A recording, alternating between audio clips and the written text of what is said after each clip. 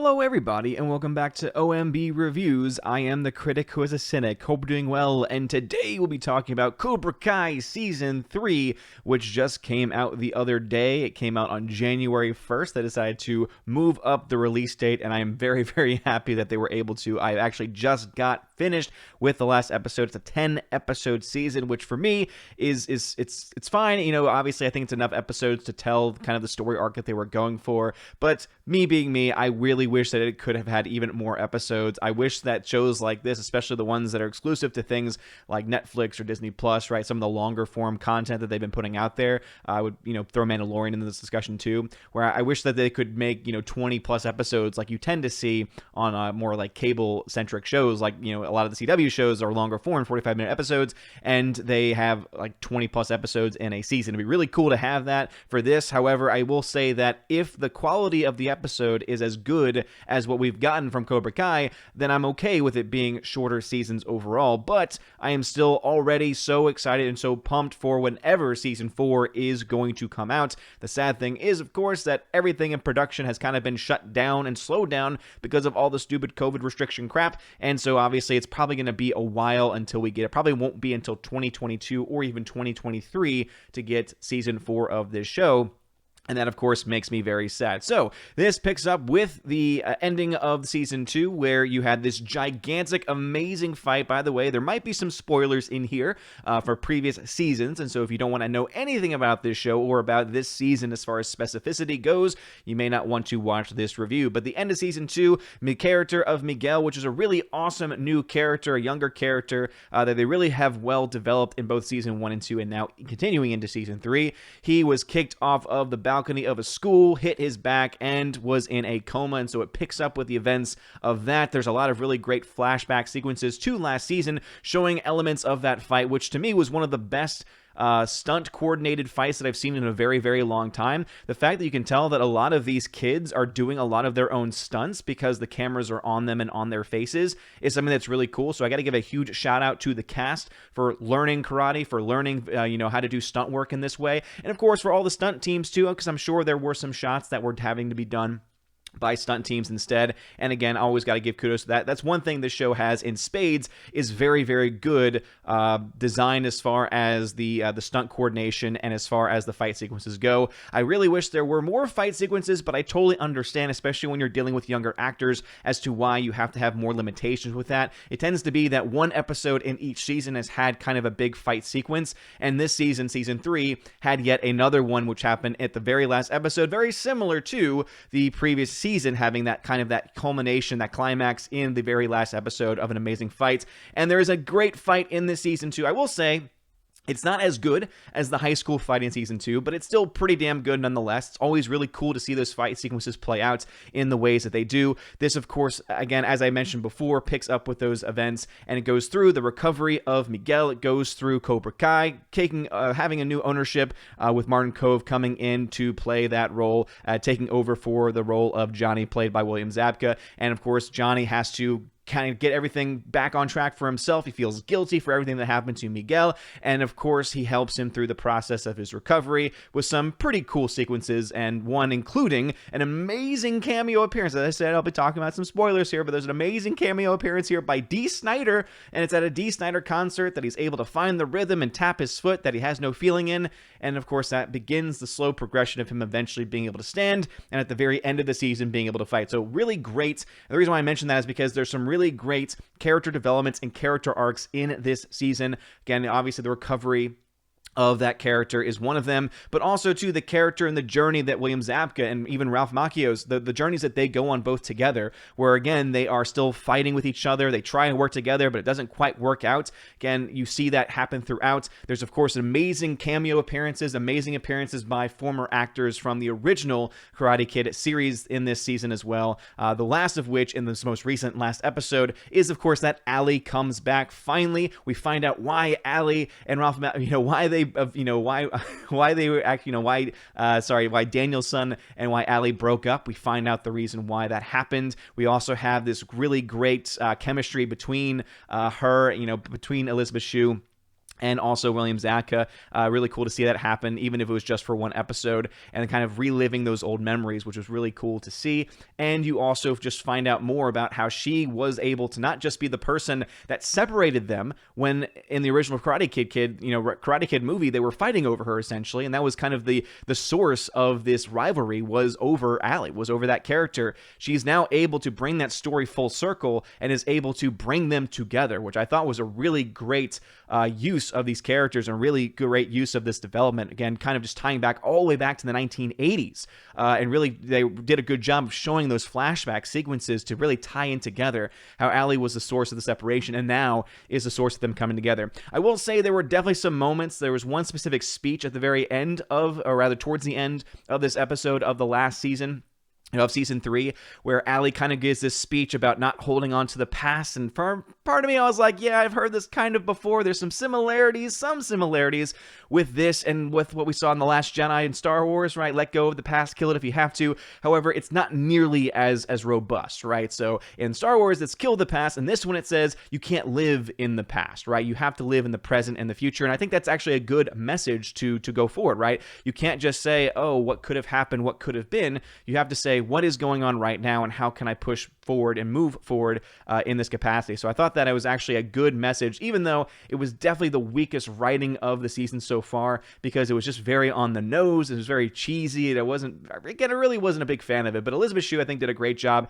coming back into the role of Allie, and there's some really great interactions between her character, Elizabeth Shue, William Zabka, Ralph Macchio, and also you have the woman playing Ralph Macchio's wife in this, Danielson's wife in this series too, and I thought that was really cool to see happen. And what I love about this series, and especially this season, is that the creations, Josh Hild, John Hurwitz, and Hayden Schlossberg, you can tell that they're all fans. You can tell that they love this series, they love the cheesiness of the original films, and they're able to bring it back and kind of give it as a love letter and an ode to it. And there's just so many great sequences that happen. My favorite, of course, being the fact that there's a sequence in this series, in this season, where they go back to Japan, where Daniel-san goes back to Japan to go back to the roots of Mr. Miyagi, to go back to go back to the village and the town that he went to in the Karate Kid Part 2.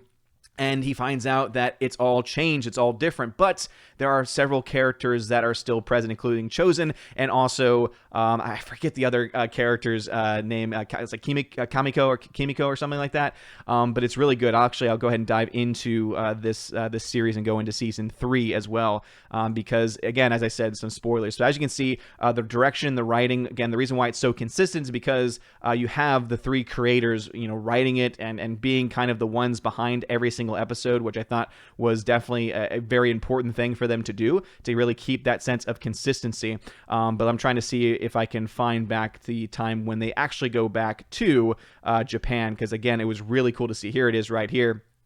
So it says, that Daniel-san and Chosen are able to, come together. They're able to make amends for everything. And I said that was very good. Kumiko was the name of the character. Again, Kumiko, the actress playing Kumiko in the original film, in the original Part 2, coming back was awesome to see. And also to see the original actor that played Chosen as well.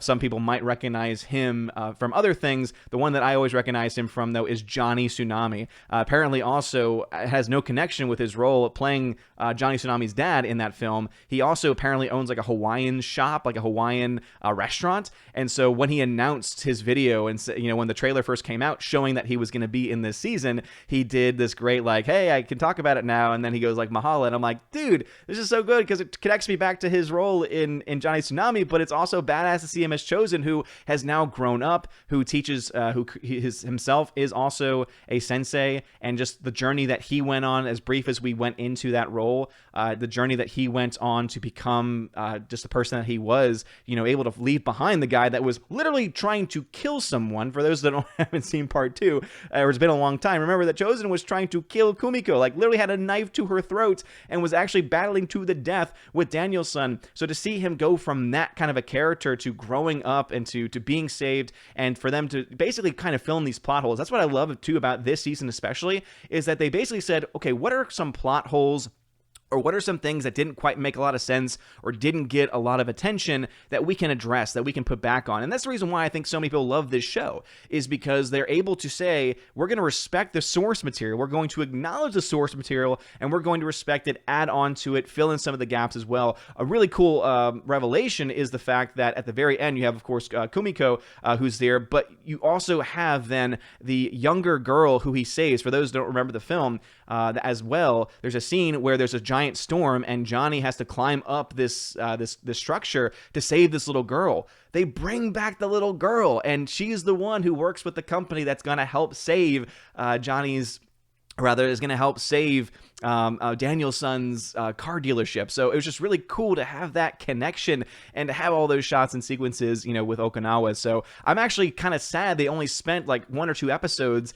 in that way at that location. I wish they could have spent almost an entire season there. And so I'm kind of hoping that next season, which they have confirmed before the season even came out, there's going to be a season 4. I'm really hoping that they're going to be able to, really bring back those characters. I would love to see Chosen being brought back. I would love to see even Kumiko being brought back as well, though I think her story is done. I think that they kind of really did a good job ending that storyline, and one could argue that they did the same thing with Chosen as well, but I think there's more to be told there with Chosen. I think that would be really cool to see him and that actor especially come back into that role, whether it's him coming back to help Daniel-san teach in America, or whether it is just them, crossing paths again. It'd be really cool to see that. So overall, this is a solid series. This is a solid addition to the franchise. I would say that I think season 2 so far has been my favorite season, mostly because it all builds up to that battle at the high school, which to me is still, as I said, some of the best fighting we've ever seen. We didn't quite get that level in this season, but we got pretty close. We got some pretty great action sequences, some pretty great fight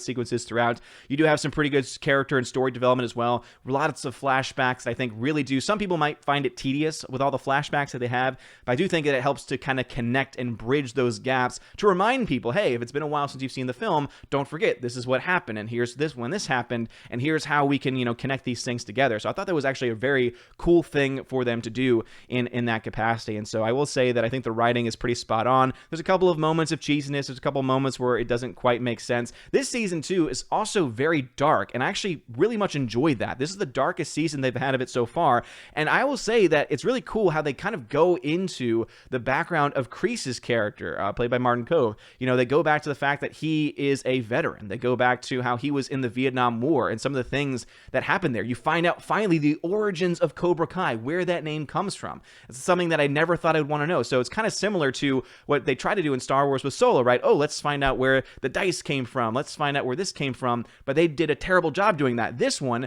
really dives into kind of the mentality of what Cove had to go through, what the character of Kreese had to go through and why he is the way he is. So it really helps to develop him and explain why he's such a bad guy and why he's so evil, and kind of just how he was built that way because of the experiences that he had to go through during a time of war. And so that was really cool to see happen, and I hope that they're able to do that with other characters in the future, really diving into their backstories and really helping to kind of flesh those things out. And again, to fill in those gaps, to fill in those holes in a way that still also respects the source material. And that's something, again, that I have to say, this show, this series respects the source material. It's clearly made by fans and for fans, and it's great because it has the original characters in there with almost equal screen time to the new characters, and both are great. The new characters are fantastic. I love their arcs. I love the actors that play them. I think they all do a great job. And then, of course, I love the original characters as well. And so they do a great job of finding that balance, right? Of saying, all right, we're going to balance the old school with the new school, and we're going to pay respect to both. As I said, even in that moment where they talk about trying to leave the past behind,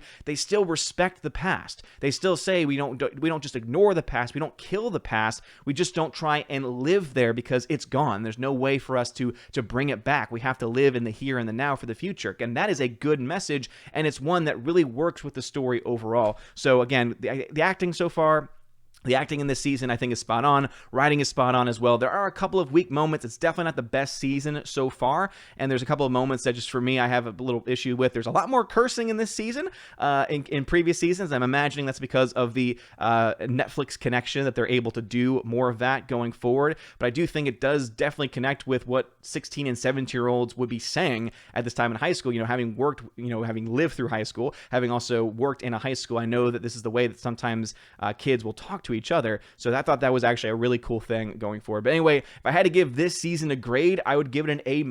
I think that season 2 was a solid A. Season 1 was an A- as well. And so I think that season 1 did a great job introducing everything. It wasn't perfect. It was just trying to get off the ground a bit. And so that's the reason why it wasn't as good. I thought season 2 kind of elevated everything, has some great fight sequences, some of my favorite episodes of the series, and so that's why I give it that solid A rating. An A-, again, it's still a solid season nonetheless, but there are a couple of moments where it feels just a little bit too cheesy and sometimes a little overburdened with what they're trying to do. I think one thing that they could have done was have more episodes, expand it out just a little bit more, but for the most part, that's kind of a nitpick. I think that this series is fantastic. If you've not seen it yet, I highly recommend it. Again, I know that I've kind of spoiled some things and gone through things. I did warn y'all about that beforehand, but I think even if you know what's going to happen, it's definitely worth the experience, because the trailers give away the fact that you have Chosen coming back. It gives away the fact that Kumiko is coming back, right? It gives away all of these different things, and you know these actors are coming back into the fray and into the storyline. And so even though I knew those things, I thought just seeing it play out on screen